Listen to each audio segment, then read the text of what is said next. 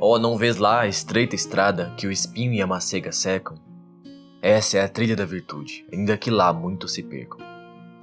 E não vês lá tão anca estrada, de lírio e relva e belo viso?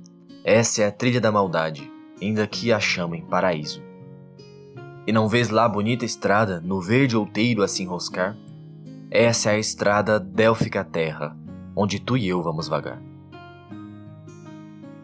Olá a todos e sejam bem-vindos a mais esse Lamelogia, Evangelho de São Tolkien. Hoje vamos falar um pouco de um conceito central no pensamento e na arte de J.R.R. Tolkien, a crença secundária. Vamos buscar tanto em seu famoso ensaio sobre fantasia quanto em suas cartas. Mas antes de tudo, peço que já deixe aquele like, compartilhe com os amigos e se inscreva caso não esteja inscrito ainda. Dito isso, vamos ao vídeo. Todos sabem a fama que tem o trabalho de Tolkien, popularizado nas 2 últimas décadas principalmente por meio de adaptações, o que é lamentável. Não tem ninguém minimamente ligado à cultura pop que não tenha ouvido falar de Tolkien, porém o número de pessoas que o leem ou sequer o leram uma vez é bem menor. E se você assistir ao nosso último Evangelho de São Tolkien, vai ver ali uma percepção que trouxemos, a de que mesmo entre os que se posicionam como conhecedores de Tolkien, praticamente ninguém entende completamente o que é a crença secundária. Algo que é tão fundamental para suas criações quanto sabermos o que é um elfo. Diante dessa falta gravíssima e que nos leva a ter que ler todo tipo de bobagem sobre o assunto, eu vou expor a vocês esse fundamento crucial. Para entendermos bem do que se trata, vamos diretamente à fonte. Página 47 e 48 de Sobre Histórias de Fadas. Abre aspas. As crianças são capazes, é claro, de crença literária, quando a arte do criador de histórias é boa o suficiente para produzi-la. Esse estado de mente tem sido chamado de suspensão voluntária de descrença. Mas isso não me parece uma boa descrição do que acontece. O que realmente acontece é que o criador de histórias mostra ser um subcriador bem-sucedido. Ele cria um mundo secundário que a sua mente pode adentrar. Dentro dele, o que relata é verdadeiro, está de acordo com as leis daquele mundo. Você, portanto, acredita enquanto está, de certa forma, ali dentro. No momento em que a descrença surge, o feitiço se quebra. A magia, ou melhor, a arte, falhou. Você então sai para o mundo primário de novo, olhando para o pequeno e abortivo mundo secundário do lado de fora. Se você for obrigado, por bondade ou circunstância, a ficar, então a descrença tem que ser suspensa ou abafada. Do contrário, ouvir e olhar se tornariam intoleráveis. Mas essa suspensão de descrença é um substituto da coisa genuína, um subterfúgio que usamos quando condescendemos a jogos ou faz de conta, ou quando tentamos, mais ou menos voluntariamente, achar a virtude que pudermos numa obra de arte que para nós fracassou. Fecha aspas. Apenas nesse trecho, nós já temos bastante informação. Primeiro, que fica claro que o conceito de mundo secundário é intrinsecamente ligado ao de subcriação, de forma que, entendendo um, se entende o outro. Então, o subcriador, bem-sucedido, cria a crença secundária. A crença secundária é o resultado de um mundo consistente o suficiente para ser considerado um outro mundo, no qual você de fato acredita. Sendo, porém, um mundo fantástico, somos absorvidos mantendo a consciência de que aquilo não é primariamente real. Não existe no mundo primário. Esse nome descreve como experimentamos. Primeiro, o mundo como o conhecemos, e em segundo lugar, esse que descobrimos, fabricados com talento e esmero suficientes. Veja que a suspensão de descrença é o que sobra quando a subcriação falhou. Se é necessário suspender a descrença, a obra falhou em projetar uma realidade em que você possa imergir. E, considerando a ausência de imaginação contemporânea, podemos dizer que o leitor também pode falhar em ser absorvido, mantendo sua preferência pelo mundo primário em vez de permitir a crença no fantástico, nem que por um momento. Não é curioso que hoje em dia a regra em toda produção, além de não terem originalidade, viverem de adaptação, é justamente impor o mundo primário sobre o secundário? Colocar as pautas importantes, entre aspas, na frente, colocar identificação com consumidores e por aí vai. Estamos no abismo da falta de imaginação, em que nem mesmo suspensão de descrença é crucial nas produções, desde que sejam atendidos os gatilhos emocionais ou intelectuais dos sempre sedentos. Vazia é a minha mão. Veja então, Tolkien aponta em mais de um momento que não basta só inventar qualquer coisa. A boa fantasia, sendo em ato a própria subcriação, deve ser feita com consistência. Tolkien usa como exemplo um sol verde.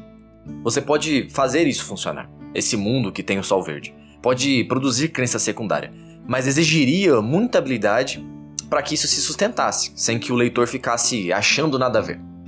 Então, a fantasia que produz crença secundária é a ficção feita com habilidade e zelo pela consistência. É por isso que, mais à frente, Tolkien diz o seguinte no ensaio, abre aspas, a fantasia tem também uma desvantagem essencial, é difícil de ser alcançada. A fantasia pode ser, como eu acho, não menos, mas mais subcriativa. Mas, de qualquer modo, descobre-se na prática que a consistência interna de realidade, entre aspas, é tão mais difícil de produzir quanto mais diferentes forem as imagens e os rearranjos de material primário em relação aos arranjos reais do mundo primário.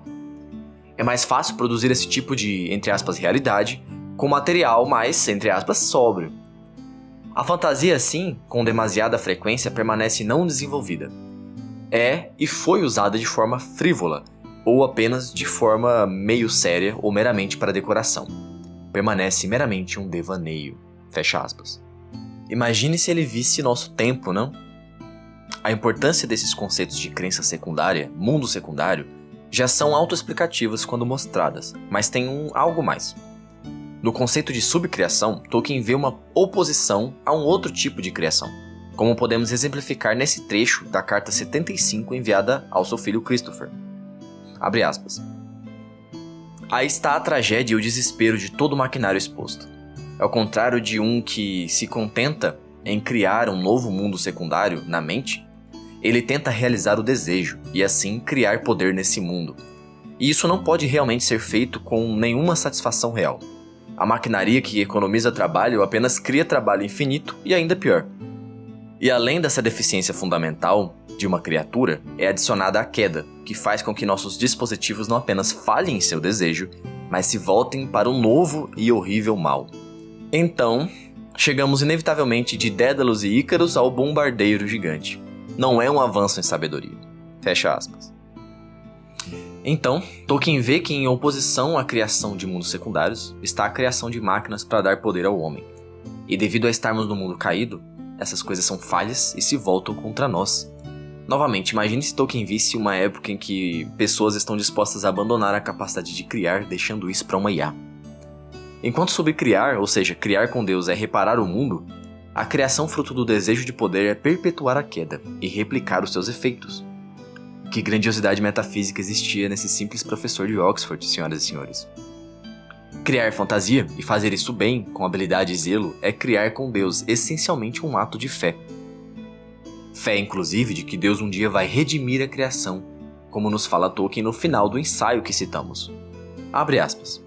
Todas as histórias podem se tornar verdadeiras, e contudo, redimidas, elas podem ser tão semelhantes e dessemelhantes às formas que lhes demos quanto o homem, finalmente redimido, será semelhante e dessemelhante à figura caída que conhecemos. Fecha aspas. Isso não é qualquer esperança, é uma missão que pesa sobre os ombros de todos os homens, e que devemos considerar muito, mas muito seriamente. E se, sem criar, for impossível a redenção? Veja também que tudo isso é o motivo de a escrita de Tolkien ser tão descritiva. Ele está literalmente criando o mundo enquanto escreve, com suas nuances e detalhes literários e visuais. Ele está criando algo em que você que o lê possa entrar. Primeiro como um mundo secundário e depois, na redenção, como um mundo tão real quanto Deus é real. E isso, inevitavelmente, responde aos frouxos que leem Tolkien querendo uma literatura como qualquer outra, como recentemente criticou um caroço barbado aí. Tolkien é não só um exímio escritor, linguista, estudante de mitos e bom contador de histórias, ele é, acima de tudo, um subcriador. E o que ele criou, desde o cheiro da grama até as potências celestes, serve a uma missão sagrada, ainda que humilde, ainda que seja uma trama perfiada por uma pequena figura no mundo escuro e obcecado com o real. E com isso, vamos ficando por aqui. Se você gostou, peço que deixe um like, comentário com dúvidas, sugestões ou elogios, né? Também se inscreva se não for inscrito e ative as notificações para não perder nada. Nova Gênesis agradece a você que chegou até aqui, a esse Evangelho de São Tolkien que você acabou de assistir, e até a próxima.